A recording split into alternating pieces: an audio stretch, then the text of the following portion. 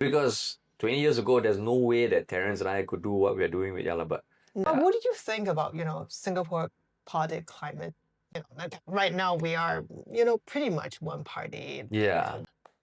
Making most of decisions. I mean, I think it's better than what it was like maybe 10, 20 years ago, just in terms of opposition representation. I think it's easier to get your opinions heard because 20 years ago, there's no way that Terence and I could do what we're doing with Yalabat, where we talk about policy. And because of what we talk about, it has led to ministers coming on our podcast, which is amazing. So I think, but that being said, like Singapore still works in the very Singapore way, which can be stifling, can be, out of touch and all. But then if you look at what's happening around the world, then it makes you think, oh shit, maybe this isn't too bad, which is also a dangerous thought. I don't think we should just be comparing ourselves to others and saying, oh, because we are functioning more efficiently than them, means we are okay. Okay, so I would say, yeah, I maybe there is an idea of what we're aspiring towards, an innovation hub, a talent hub where amazing thing happens.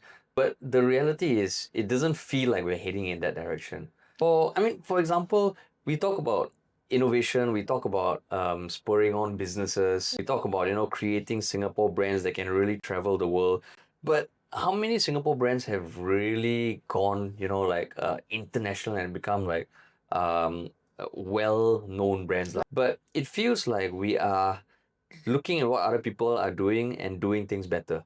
As opposed to, if you look at the history of Singapore in the 70s, 80s, 90s, some of the things that the government pioneered were really world leading. Like even the ERP, the precursor to that was the road, I can't remember the term, but area road pricing. I think it was the first in the world.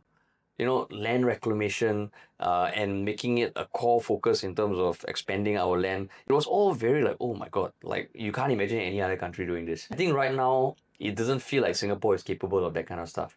Now I think that spirit of experimentation and all that, it feels like we are a perfect country to experiment with stuff. And if we just keep doing what we've been doing, but just a bit better, it feels like it's not gonna be the best way forward.